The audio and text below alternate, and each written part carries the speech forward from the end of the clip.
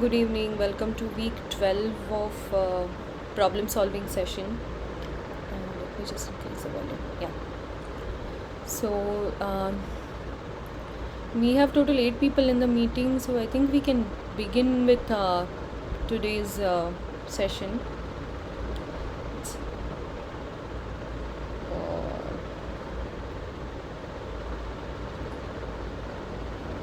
just a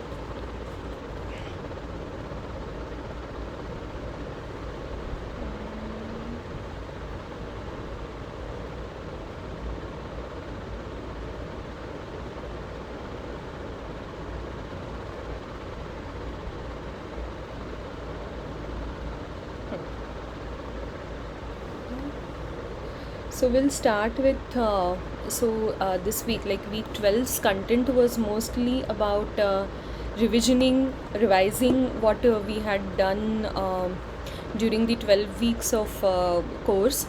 So so the lectures are covering everything right from the beginning to the end, and then introduction to research communities in the area and what is the research focus of learning analytics, what are different subtopics which come under learning analytics.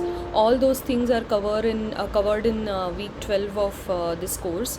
So I will just give you brief of what is covered in detail in the lectures.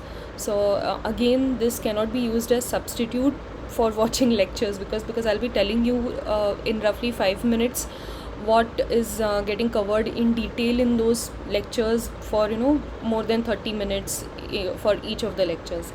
So but this is just to get into the momentum before we start answering the questions, because week 12 questions are like from every week till now. Yeah, so it will be like good recap of what we did in the course. So basically, if you all remember, there was this descriptive analytics, then diagnostic, then prescriptive, and then predictive, and then prescriptive analytics.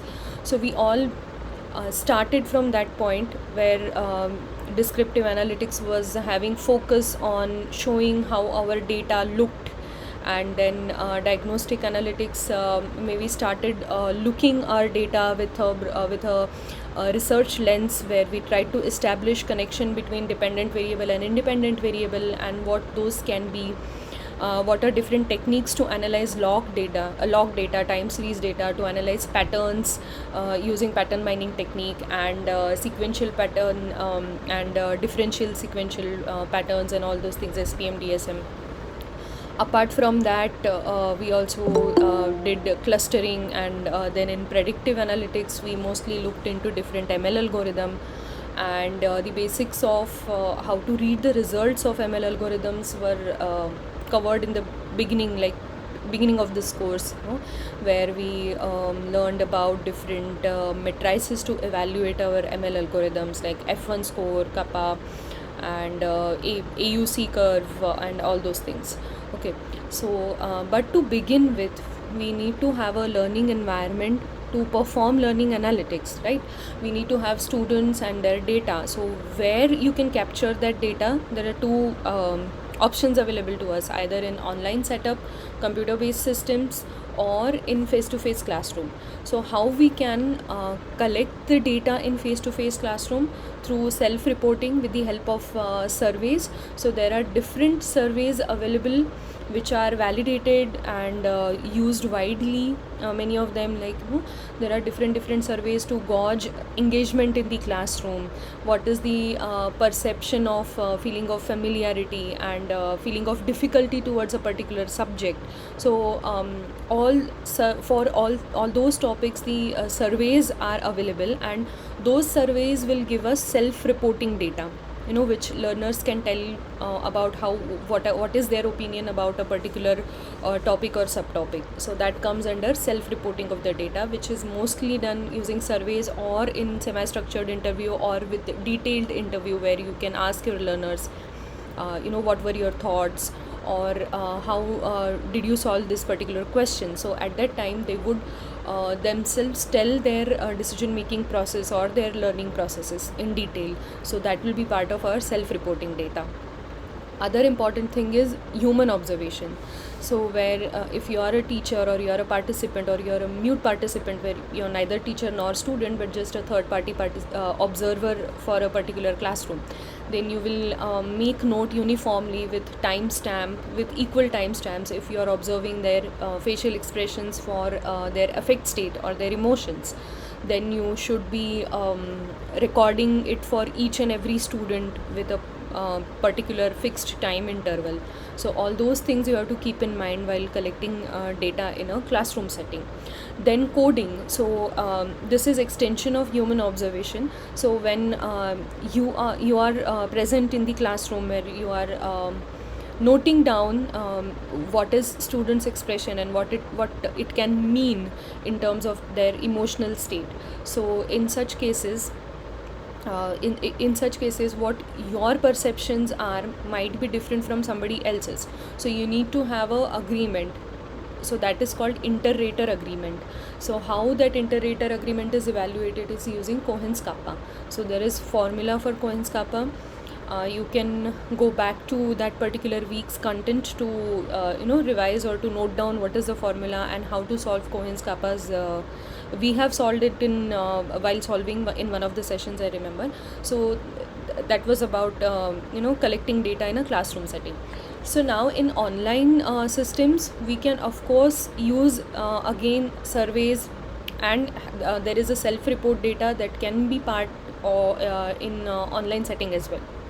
But apart from that, we get detailed or granular record of all the actions which students are performing in the terms of clickstream data or the log data, number of clicks. So what is clickstream is how students are clicking in a screen, in a computer screen where they have clicked, how they have clicked on the next button, or a particular topic where they want to read more, or when there is a video content they have clicked on the play button, they have clicked on the pause button, and so on. So all this collection is called the collection of each student's data is clickstream data or log data.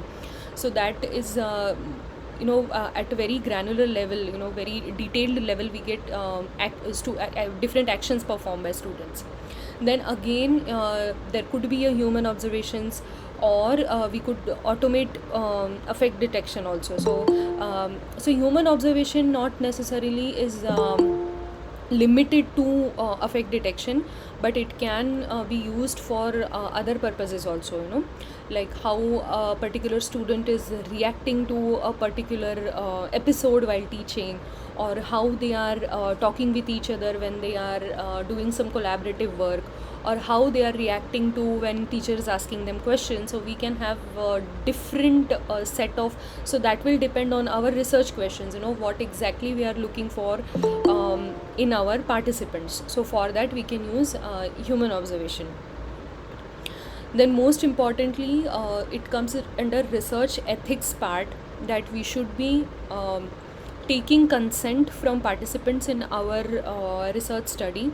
So even though many of you could be teachers and you would be collecting data from your own students, but still you need to have their consent that you will be using their data for research purposes, and they should be informed about how you will be collecting data, what data you will be collecting, how it will be stored, and how it will be used, and what is the purpose of this study.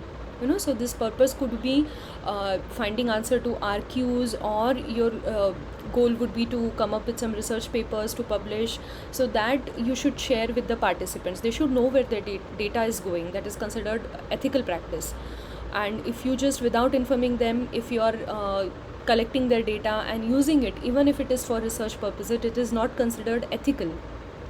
We have had very detailed discussion during I think week 1 or week 2, I don't remember exactly, but in initial weeks we have had very detailed discussion about this ethics in research part, where you have to get approval from your institute's ethics committee whenever you are involving actual humans. So here in a classroom setting our learners are humans, so whenever we are performing whenever we are collecting any data from humans, the real data and not the fabricated data or generated data, then at that time we should be following all the ethics and we should be very careful. Your participants should have liberty to walk out from your study at any time, and that should not hamper their marks or their performance or their gradings in any way. So all those points we have discussed. So before collecting the data, you should get approval from your institute's ethics committee.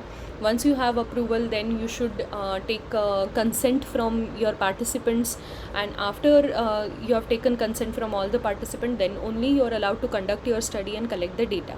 Once you have data, then the pre-processing of that data, feature generation and all those things start. Then you come to descriptive analytics, where you generate graphs about how your data is looking, what insights you can get from just looking at different graphs or distribution of your data. Then you can go to diagnostic data that will answer your why question, why this particular what actions are particularly leading to some desirable or undesirable learning outcome, so why that is happening. So those why answers to those why questions you will get from diagnostic analysis.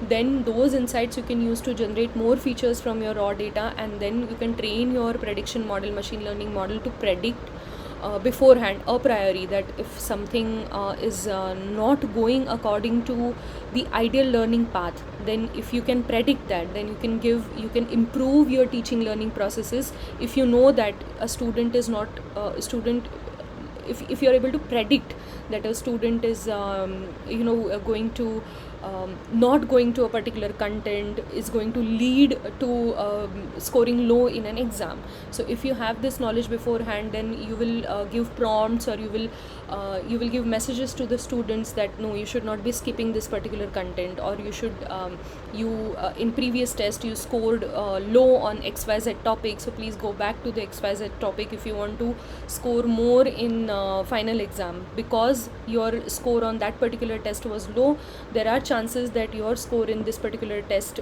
are also going to be low. So it is just an example. So likewise, this predictive algorithm will give us this ML algorithms will give us the points where these prompts will be planted in your environment. Then that will lead, ultimately the goal of learning analytics is to improve the teaching learning outcomes. So with that one broader goal, this everything we are doing, all this analysis we are doing. So now coming to how we are collecting the data. So as I mentioned, there are surveys, there are different actions which are part of the clickstream data, or you can observe what actions students are performing in a classroom. So then quiz, tests, attendance, and all those things, the list goes on. These are just few items which you can refer to. Then raw data could be how student is responding to the questions, what are the clicks in online systems, what is the sequence of the clicks performed by the learners, then their facial expressions in both online systems and in offline classroom settings, then utterances or classroom discourse, how it is happening, what teacher is saying and how students are reacting. If it is a discussion based classroom, then how the discussions are happening, for how long teacher is speaking, for how long students are speaking, whether they are agreeing on to some point, whether they are disagreeing on to some point, how they are convincing each other of their point. So all these things will give us insights about the entire learning process, and it will help us identify the points where students can intervene in the discussion.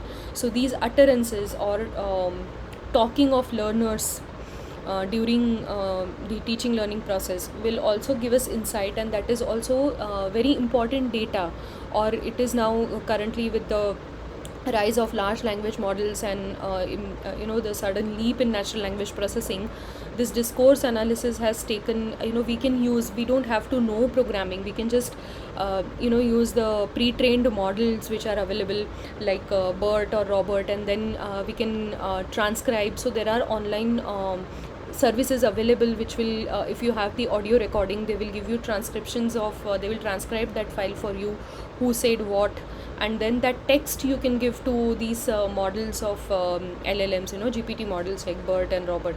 So that will tell you about the tone of the discourse and it will analyze your conversation going on in the classroom for different insights. So you don't even need to know computer science or programming to do this kind of analysis. So moving on to next slide.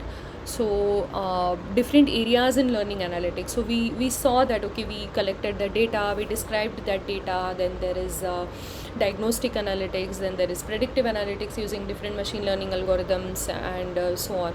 So but what are different verticals in the learning analytics?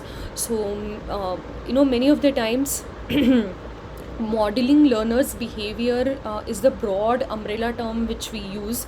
So learner behavior could be learners' engagement or learners problem solving strategies. So all these things would be part of that.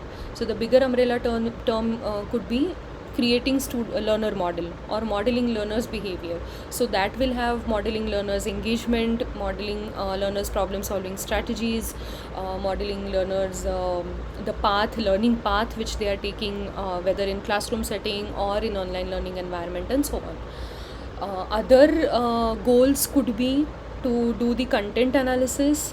So content analysis we can use discourse analysis, as I mentioned, that we can transcribe the entire lecture, the conversation between students and teachers, and we can analyze that for how effective whatever teacher was speaking was in terms of removing the misconceptions from learners. So this is just an example. Then we can use we can use learning analytics to extract what are the problem solving strategies or learning strategies. How do learners handle their failure, or when they are stuck, how do they proceed? So all those things will be we can also answer all those things using learning analytics. Then other thing is affective computing, where we detect emotional state of learners while they are learning. That also gives us insights about why a particular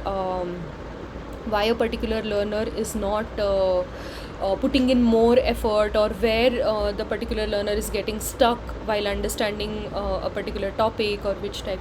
So all that thing, the affective computing can give us details about that aspect of learners.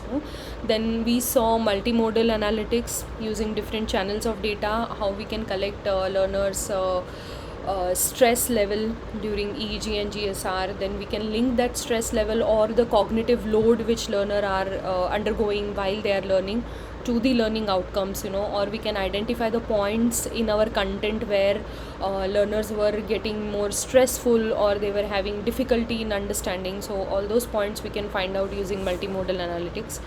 Then data visualization, we have already talked about it. Then self-regulated learning, so how these students are planning and how they are executing their plan while they are learning some difficult topics, how they are keeping themselves on track while they are learning.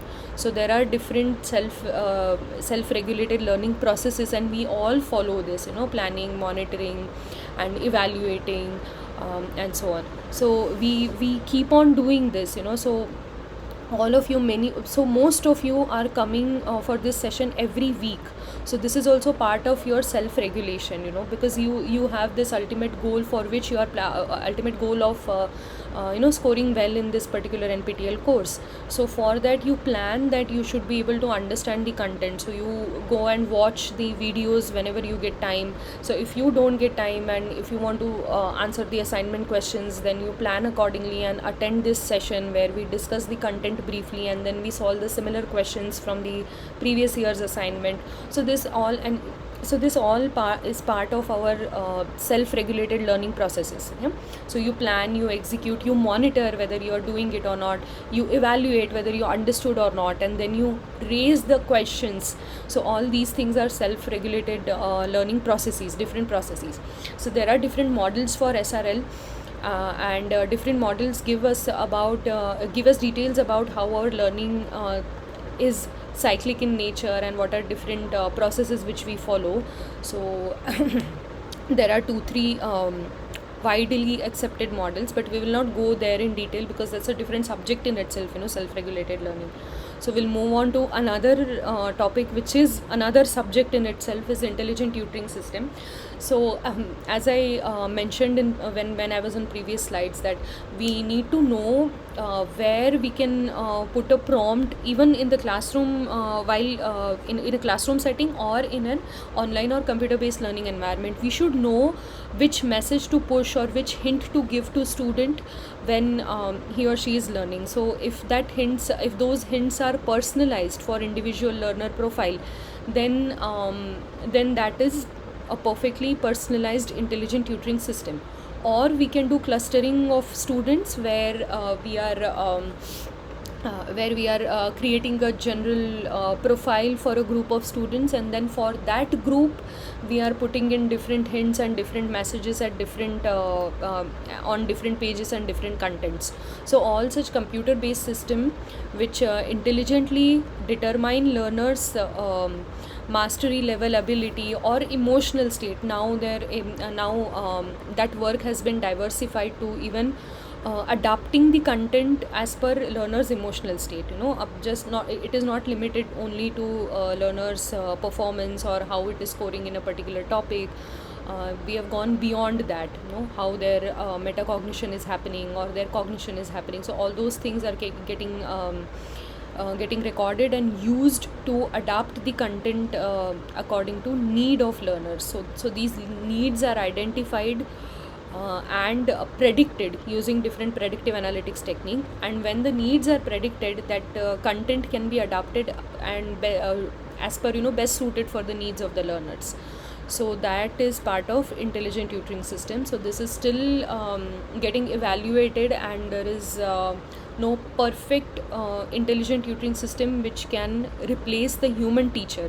So still human teacher and one-on-one tutoring remains the teaching learning process with the best learning outcomes. But currently this area is under research and it is developing, and we are still far away from achieving goal of matching a computer based tutor or intelligent tutor with a human tutor to attain the maximum learning outcome. Yeah.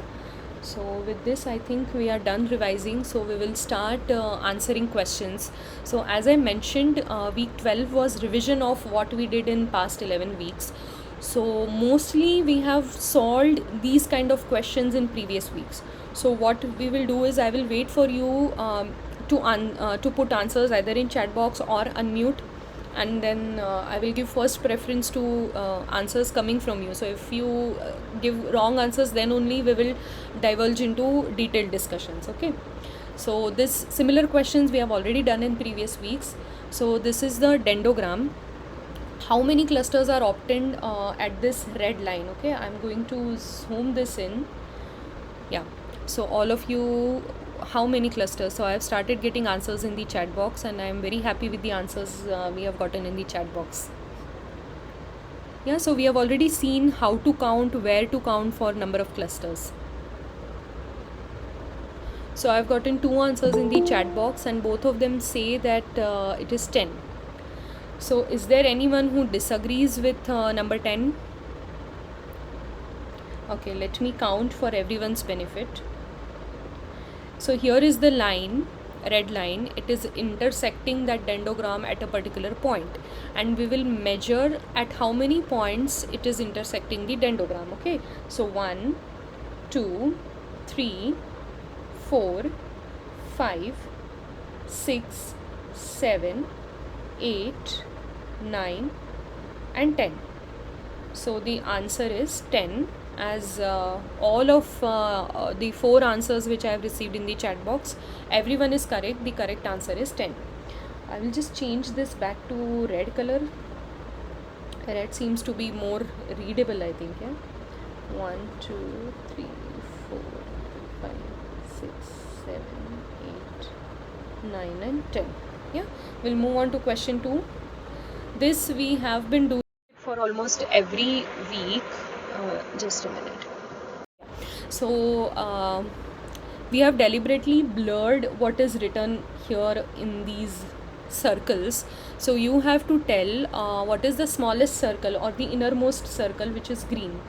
What is it corresponds to, or what does it depict? Which type of analytics? So Descriptive. descriptive, yeah. So good, I am getting all the A answers. So yeah, it is descriptive. So it is descriptive, first step of learning analytics when we discuss that pipeline. So this is descriptive.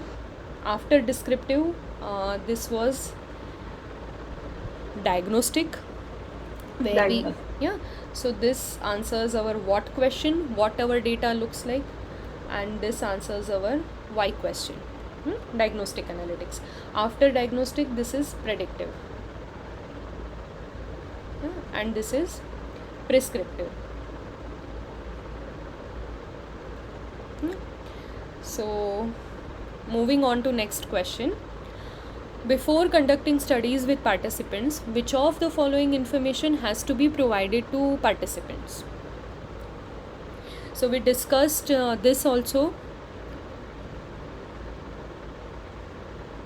After reading options, I'm realizing it is multiple answers correct questions. MSQ, multiple selection question. I'll read out options for everyone's benefit. Option A, what data will be conducted? B, how the data will be collected? C, how the data will be stored? And D, what is the purpose of data collection? So I've gotten 2 answers in the chat box so far. A, B, and D, ma'am. A, B, and D. Okay. Why do you think C will not be the answer? That is also seems to be correct only, madam. Yes, that is also correct. I will tell you why they should know about C is, if you are sharing it on a cloud or on some data sharing websites like GitHub or Kaggle or Datashop, whether you are storing it in their server, it will be shared with others outside your research group. So storage is also important because storage is directly connected to privacy, data privacy. And our ethics or participants should have full control on privacy and anonymity of the data shared. Yeah, so that's why even the storage is of importance, utmost importance. So they should know how their data is getting stored, whether it will be shared with third party other than them, you, outside your research group, if whether it will be shared to any third person involved. Okay, so that is also important to be shared with participants. So all the options are correct for question 3. Moving on to question 4. Select the research areas in learning analytics from the following list. So this also we discussed. Yeah, you can type your answers or unmute and speak. Yeah. Option A says modeling learners engagement. Option B is intelligent tutoring system. Option C is A, B, and C. A, B, and C. I'm gonna take A, B, and C. So everyone agrees A, B, and C. Why you think increasing sales of e-courses is? That is not learning analytics. That is. That is? Because it is oriented on the business oriented. Business oriented, yes. So that's why we will not be considering this. Yeah, I think the word was academic analytics, if I'm not wrong. The learning analytics was mostly oriented towards analyzing the learning Final one is behavior. academic analytics. Yeah, right. So this is not learning analytics. Learning analytics is just modeling learners' engagement and intelligent tutoring system and self-improvement. So how to remember this is, one trick is the ultimate goal of learning analytics is to improve teaching learning outcome. Yeah, whether it is classroom teaching learning or whether it is a online teaching learning setup, the learning analytics ka ultimate goal is we want to understand how learning is happening and we want to see if there is any way in which we can improve this teaching learning. So increasing the sales of e-courses does not guarantee that it is going to improve teaching learning or ultimate learning outcome. Yeah, because our e-course, if you want to modify the content of e-course and then understand how effective that is or how you can increase the learning outcome after students are taking that e-learning course, then it becomes learning analytics. But currently with goal of increasing sales of e-course is not learning analytics. Yeah? Moving on to question 5, an instructor takes a class test and decides to plot graph with attendance on one axis and test score on another axis. What kind of analytics is this? So this one is tricky. I will wait for a couple of minutes for answers. Yeah, it is just plotting graph, so it may be misleading a bit, but read carefully. Okay, on one axis there is attendance and on another axis there is test score.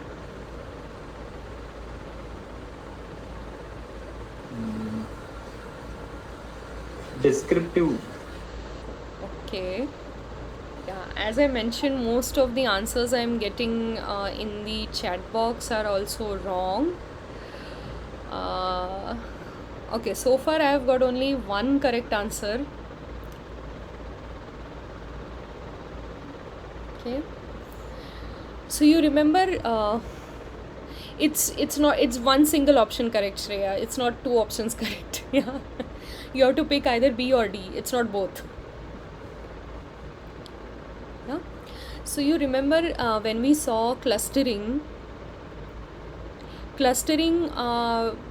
came in when we saw k-means clustering and k-nearest neighbor clustering and all those things. So what was it? Was it descriptive analytics or diagnostic analytics? So in clustering,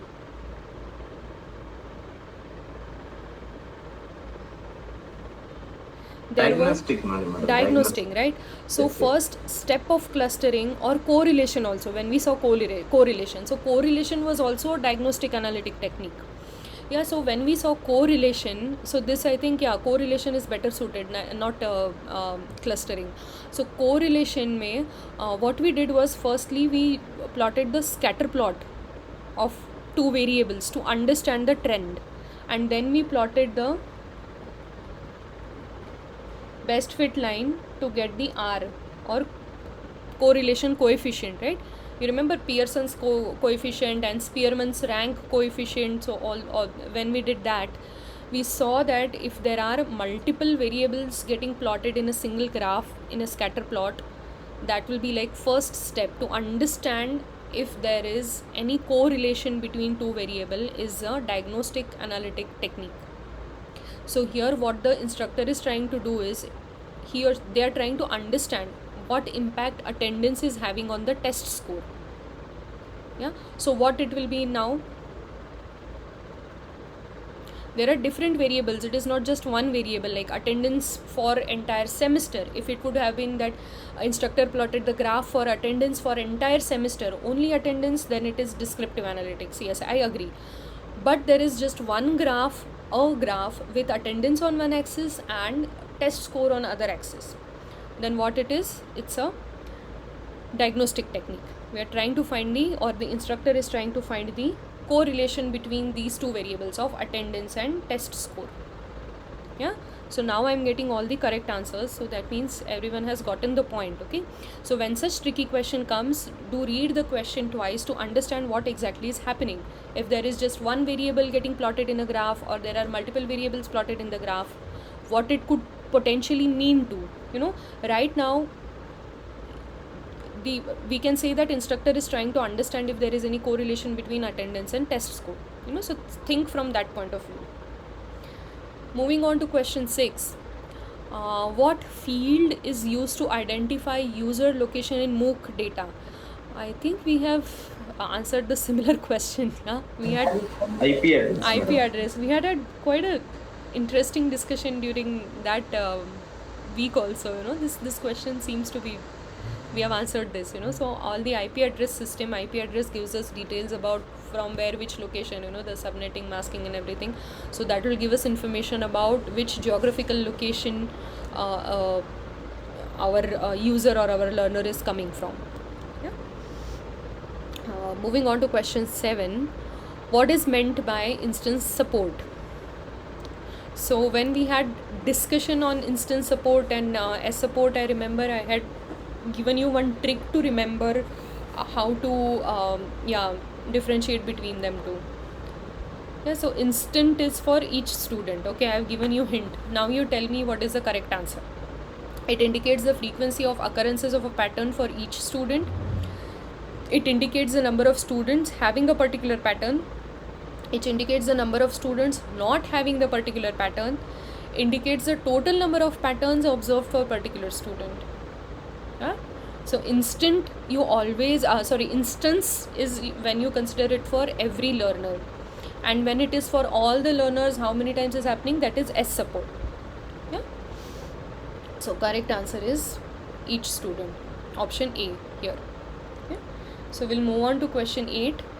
In k-means clustering, the value of error function is minimum. I think this also we have discussed when we were doing clustering.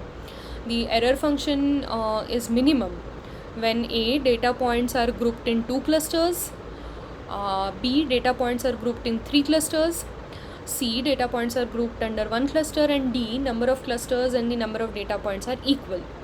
So far I have gotten just one answer in the chat box.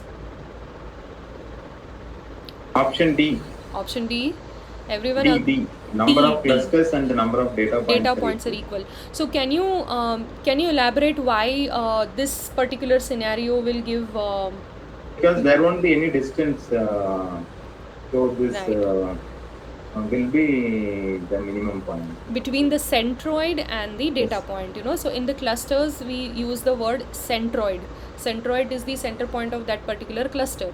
So when number of clusters is equal to number of data points, the distance between the data point and the centroid will be 0. So that so the error function will be minimum or close to 0 in that case. Yeah? So correct answer is option D. So moving on to next question 9.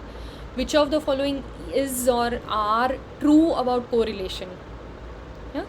High correlation implies causation, or correlation between x and y is always greater than correlation between y and x. Then correlation coefficient R varies between -1 to 1 and it is unitless. Option C. Option C. Okay, option C is correct, but I'm going to nudge you more about this is and are.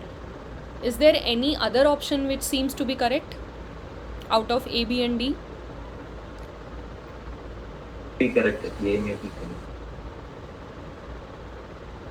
Yeah. So I am happy that I have gotten another right answer in the chat box. Okay, Shreya, why don't you tell me why you think is B correct answer?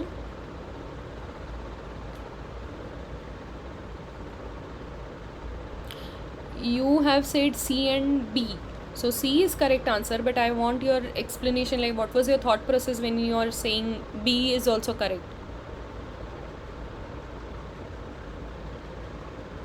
So when we had seen the formula for correlation coefficient, we had seen because it considers the difference between x and y,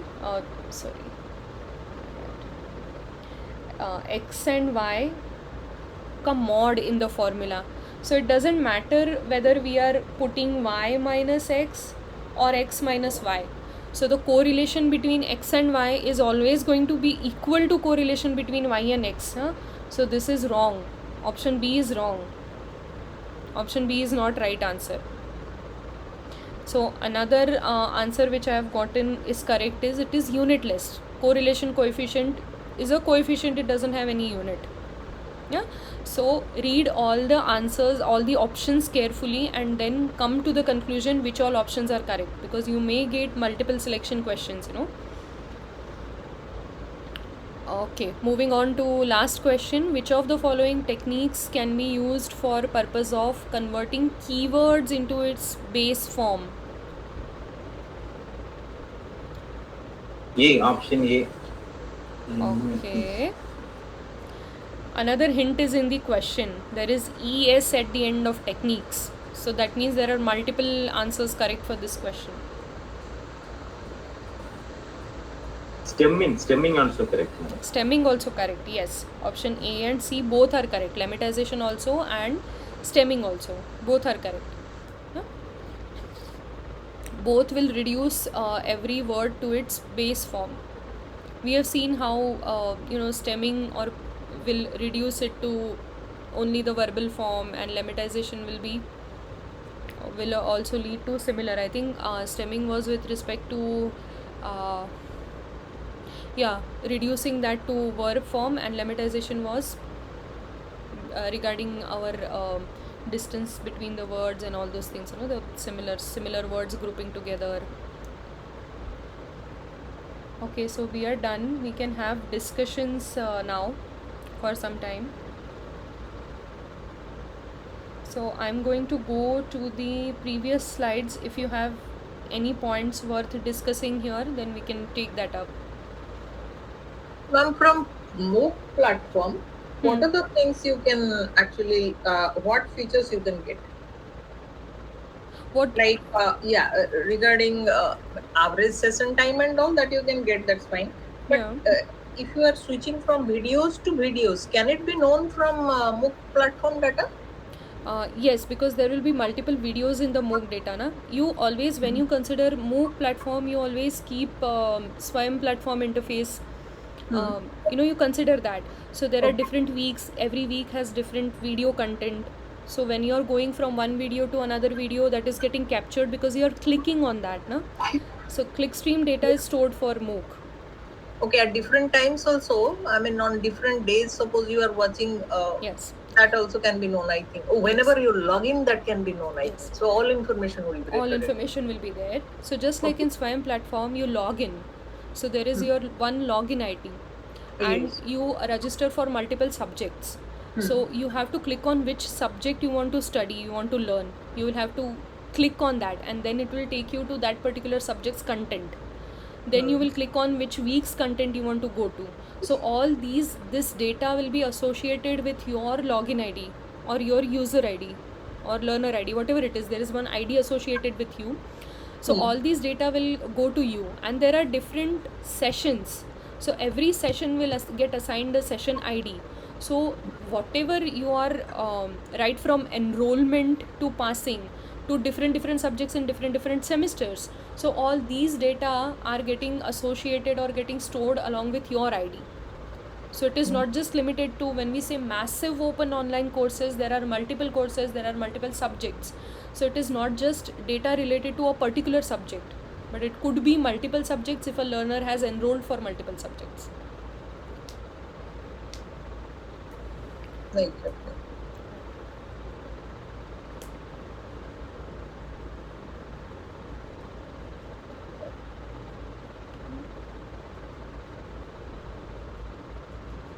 So for final exam, make list of formulas, the probability formula, Bayesian probability formula. Then there were multiple like I support, S support formulas, and in second or third week, I don't remember exactly, there was F1 score, then precision, and all those things. So those formulas keep in mind. So keep that handy while revising. Make a list and go through it. So there could be numericals in the final exam.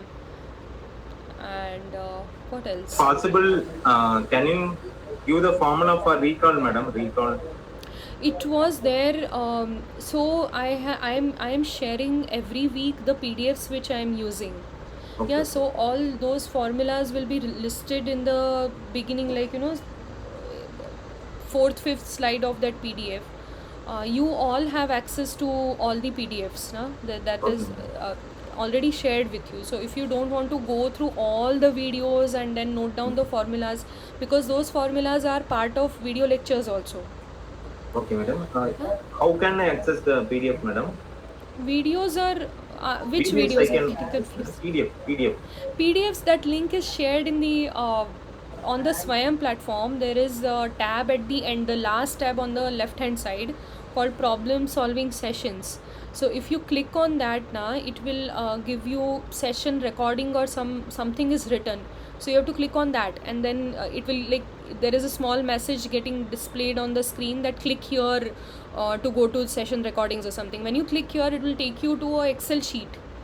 So that Excel sheet has link to the folder where I am sharing all the PDFs, and that Excel sheet also has links to the recording of every session from week 1 to this week. Today's recording also I will be uploading on YouTube, and that video link is shared. It is part of that Excel sheet. So that Excel sheet is part of Swayam ka interface. So you have to go to that problem solving session and click there, click here karke there will be another Excel sheet opening.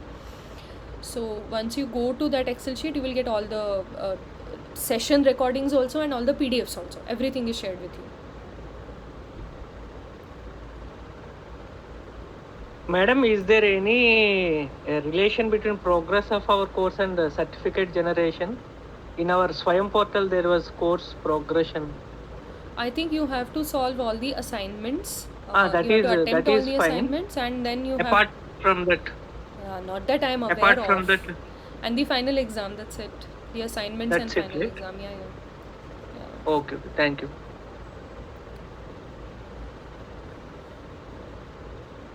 But do check once on. I think they would have mentioned on, because NPTEL will have their own requirements, so, and they have their own evaluation also. So we are just facilitator, as in we will be just teaching the content. Even the instructor also, the Professor Ramkumar also, he will be teaching the content, but he will not be involved in evaluation or grading at all. So that is still NPTEL or IIT Madras folks are in charge of that. So yeah. Okay, madam. Okay, thank you. So just make sure once, as far as I know, it is just you have to solve the assignments and appear for the final exam. That is how your grade is decided. But if they have changed anything that I'm not aware of, then I don't want you to suffer because of that.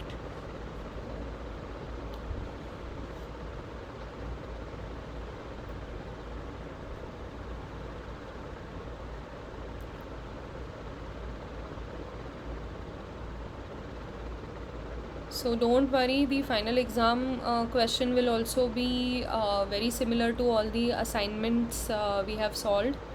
It will be of very similar nature. So you don't have to be, you will not be surprised or anything, nothing out of syllabus or, different type of questions. There will not be any difficult questions or anything other than what we have discussed so far. Yeah. So wishing you all the best for final exams. Yeah, thank you, madam.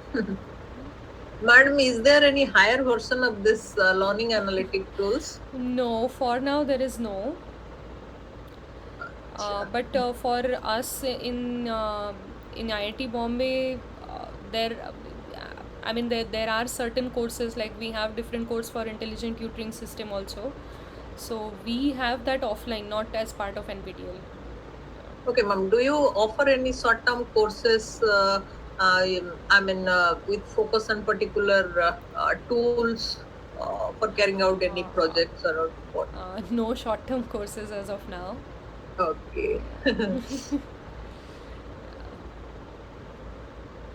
But if you are interested, there are different demos. Interns, do you take available. interns? During the vacation and all. Yes, for our a short department. period. Yes, Huh? we do accept interns here. Okay. It's only in the student level or anybody who applies. If I want to do some project, is it possible? Yeah, I think you can write to Professor Ramkumar if you are interested. You can Okay. check our website. We are IITB. I will just I share. have a doubt, madam. Yeah. One of my colleague is the topper of the course. He came with the 3% topper, Okay. and he got communication from your institute in the same course. In the previous year we attended that, and for Internship. Yeah. internship he has been selected. Yeah. Whether it is applicable for teachers also? Yes. Anyone, all the for course instructor, all the people who have enrolled for the course are students. Doesn't Yeah. matter what their profession is. So Yes. so internship through NPTEL is beyond that. You don't have to be student enrolled in a university or anything, Yes, because ma'am. you become student when you enroll NPTEL course. So Yes. So that Will they effective- filter any again they will filter, or he will be selected, madam? I think there will be a small short interview before the final selection. Okay. Thank you. But during the summer, this is possible, Raman. Yeah, yes, it is. If I want to carry out any particular project and then with the plan, if I go, then I think I it can think be you done. can, na? yeah, you can get in touch with Professor Ram Kumar. Since all the TAs we are just PhD students, so we don't have that authority to hire interns on our own.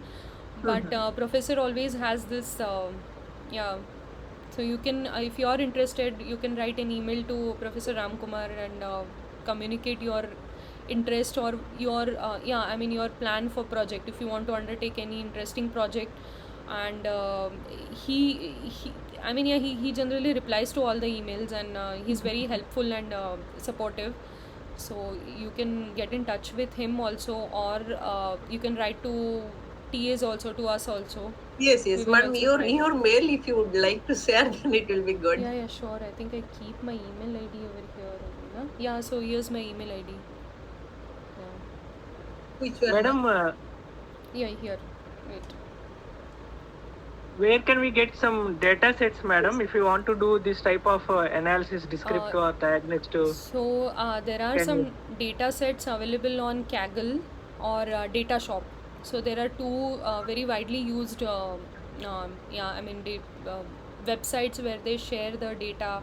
So Kaggle would be an interesting starting point where they describe the data, and on the interface only you can perform some descriptive analytics and to understand the data better. You can download that data and start working offline. So they have different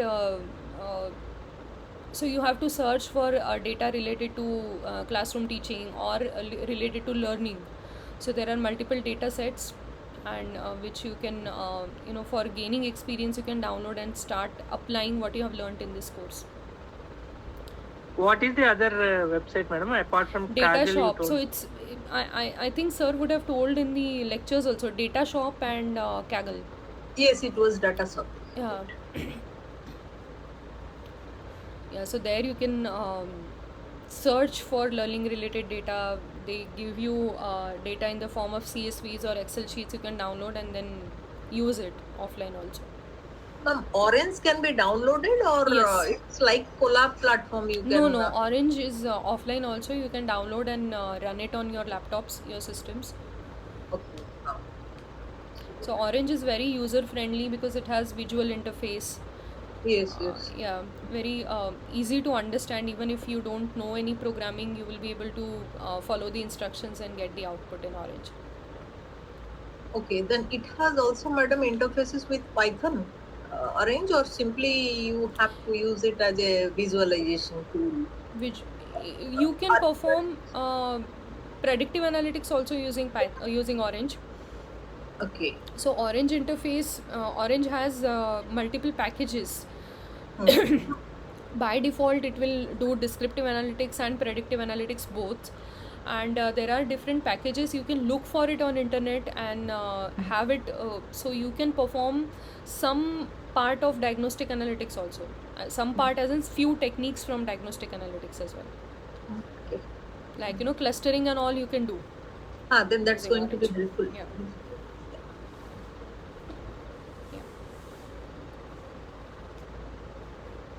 And there are multiple demos available on YouTube for Orange, how to use it, how to load the data, and how to perform visualization and other how to apply ML techniques on that data, how to That will select be the required. features. Yeah, but it will not do feature engineering for you. Feature engineering you have to do. You have to give it feature. It will not do feature engineering based on raw data for you.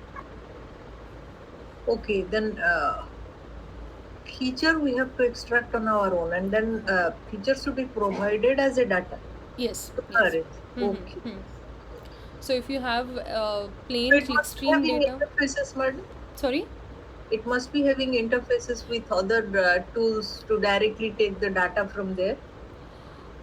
Orange doesn't have interface with other tools, but it accepts data in different formats like CSV, Like text JSON, data, everything. okay. Text data, does it accept? Text data, I'm not sure, but it accepts CSV and Excel sheets data. Okay.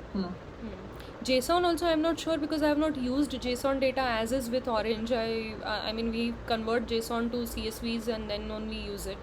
Because right now with Python you can just with one command you can convert your any data into any form, na? You can just Google onto change that to CSV that. is just the data, then feature It's a format, extraction. Yeah, it's a format. So feature we have to extract, or directly with Orange we can do it. No, Orange will not do feature extraction for you. You have to do feature extraction on your own. Huh? So you have to use your knowledge about the domain to extract the features, like for example if you have the clickstream data, so a person has clicked on a particular content and then moved on to next content and then skipped some content and then moved on to or left the environment altogether. Then using that plain clickstream data will not give you any what you can say, any insights about that learner, na? When you have to create a learner model is what a learner will have different qualities or parameters. So how you will decide that parameter, so their performance. So this clickstream data will not tell you out of 8 questions he has answered 4 questions. That will not be directly given. You have to calculate that based on log data, na? How many were correct answers. You would have some number that it had 10 questions, and based on the log data you can understand that out of 10 a particular learner has answered only 5 correctly. Okay, so your this data feature- to be fed or prepared separately. If the data size is huge, then manually it may not be possible. So in that case, it has to be calculated and then created as a feature, and then it has to be provided. Yes. Okay. I mean, madam, is there any tutorial available on Orange so that from YouTube? You can look up on YouTube for tutorials on Orange. There are multiple. I will recommend go for tutorials by Orange channel itself. Okay. Yeah, so that the interface and everything becomes easier, and there are very short tutorials. I mean 5 minutes, 10 minutes long, 15 minutes long, depending on what exactly you want to do. Okay. Madam, one question. Yes. Actually, while we are doing for some of the courses, not MOOCs courses, whenever we register for some certification courses, the videos that they will provide, just if we click that video link, it will be marked as we have watched the video, right? And the second thing is we have to watch the entire video session. Then only it will be marked as completed. Okay. So how they will differentiate based on the duration that we watched, or how to differentiate between those two things, or based how on they will duration. analyze? Yeah, you answered your question yourself. Based on the duration for how long the video was getting watched. So when we are developing a content, we know that we have embedded video of 10 minutes long, but a learner is moving on to next page after 1 minute itself. So that means they have not watched the complete video. So you have gotten that now. So that feature you have generated here based on the time spent on that particular page is whether the video was watched completely or not. Okay. But what is the tool that they will use just to know whether or how they will come to know whether we watched the So duration? every clickstream data has a timestamp associated. When you click somewhere, a timestamp is also recorded along with where it was clicked and to which page it took. So difference between the timestamps will give us how much time was spent on a particular web page.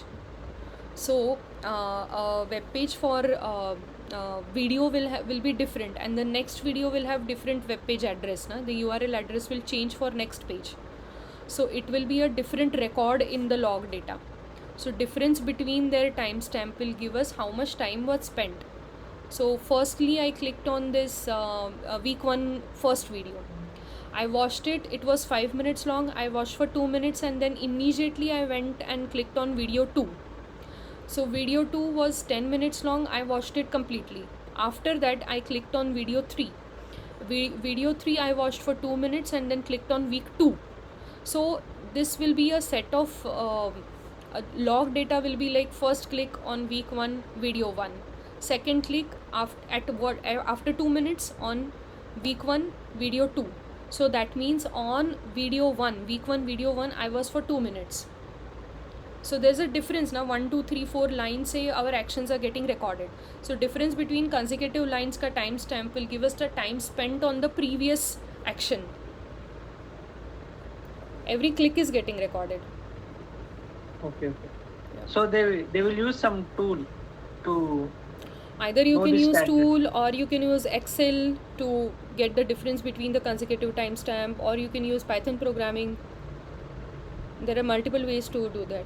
No, madam, from the clickstream data, you can find out all these things using Python Yes, or this Excel sheet. Python also, or Excel sheet also. You have to convert that into a tabular format. Then Excel you can do na minus this value minus that it value. has to be converted to CSV or any JSON CSV, or- Excel, anything. I mean, yeah. If you want to work with Excel, then you have to convert it to Excel format or CSV format. the clickstream data. Okay, whatever is that available. Okay. And nowadays for everything Python is used. So whatever data you have JSON, you convert it to dictionary format or data frame format, and then Yes, use you have to do a lot of work different because libraries. so much data will be available. I mean, if you are analyzing one person's data throughout the year, I mean, because he or she is having a login thing, so everything will be available. So Yes. subject wise also it can be calculated. Yes, it's going. I mean, it's interesting. Yes.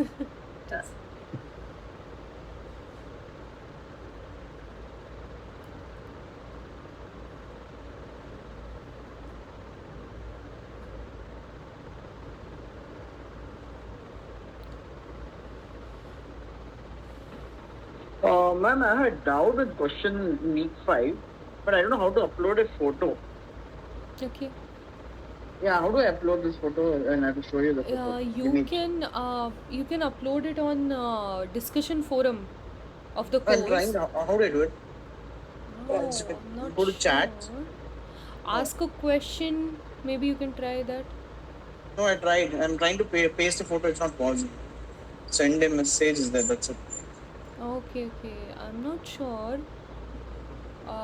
You want to share the screen? You can, I think, share the screen. I have given permission for screen sharing to everyone. Okay. It shouldn't be a Wait. problem. And where is the shades? One sec.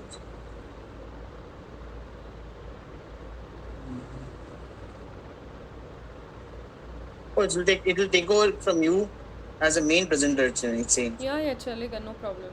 Yeah. Okay. Which? Yeah. Okay. Can you see? This is the image. It is, yeah, it is getting, yeah. Okay, yeah, got it. Okay. So what I'm trying to say, this is from week 5. It is, the question is like this. The question is 6 and 7. Be like, yeah. So what is the value of variable A? They're asking. Okay, they are given like read, video, read, and all. So I don't know. Can you see the screen? The complete screen? I was able to see, but now I'm not able to see anything. It is Now you black can't for see. me. Can you try resharing? Yeah.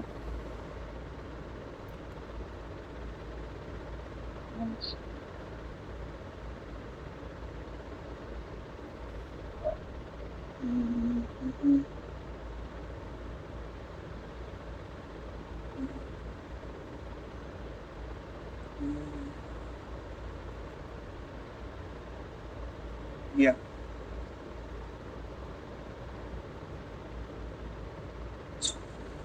I wanted to share something else. We share entire screen. Can you zoom share a bit? entire screen? Share entire enter. Yeah, got it. Okay. Share. Okay. So can you see this? Yeah. You can see the question. Yeah. So 6 and question number 6 and 7. Yeah. Yeah, so you have to calculate the transition probability from read to video. We have No, I think solved only this A. similar. The variable. I didn't understand value A. A means read to video. Yeah, A is what read to video, right? So you have to count the frequency. Count that like read to video is 1, 2, 3, Hmm. 4, 5, 6. 6 divided by, that's all, just 6, huh?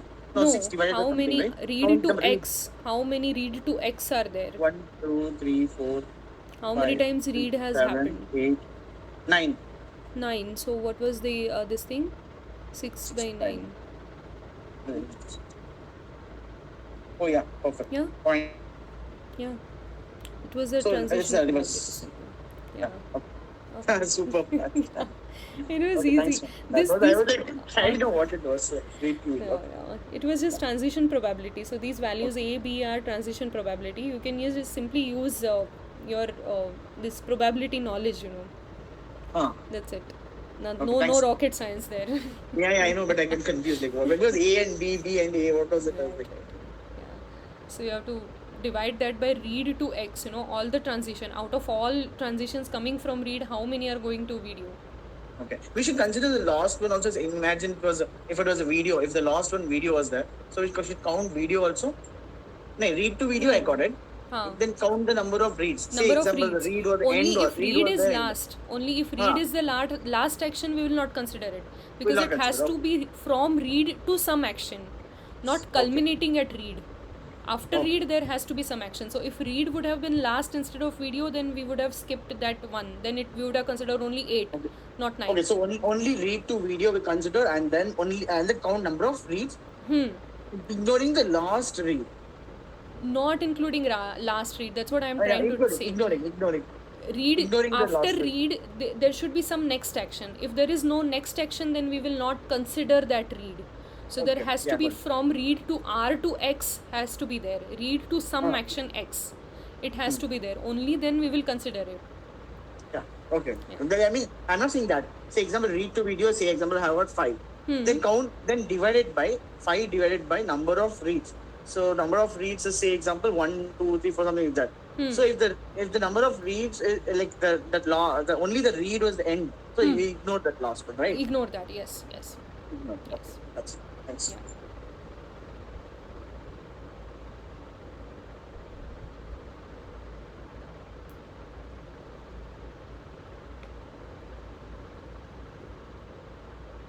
Okay, so no more doubts or anything seem to be there. So we can conclude this session, I think, for the day. All the best for your final exam. It was nice interacting with all of you. And it Yeah, seems thank you, ma'am. that Yeah. Thank you. somehow I have this feeling that I know every one of you, because you have been coming regularly. There are so many regular names here. So I'm very happy that I got to know so many of you through this session. So thank you so much for joining. Thank you so much, ma'am. Okay, I'll end the session for everyone then and wish you all the best.